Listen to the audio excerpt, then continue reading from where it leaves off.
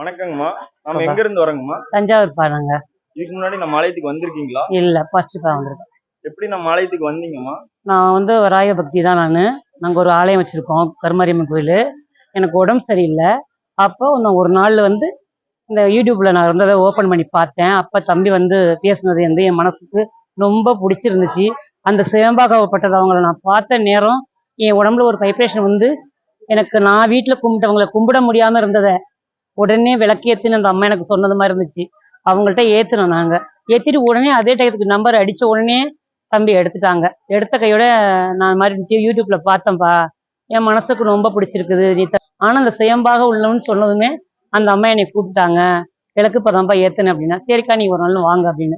அன்னைக்கு நைட்டே அவங்க வந்து என் ஆலயத்துல 3 நாள் தான், நீ என் ஆலயத்துக்கு நீ வந்துருவா, நீ என்னென்னலாம் உன்னை நீ ஏமாந்தியோ அத்தனையும் கொடுத்து உன் கதவை தட்டி நான் உன்னை அழைச்சிருவேன்னு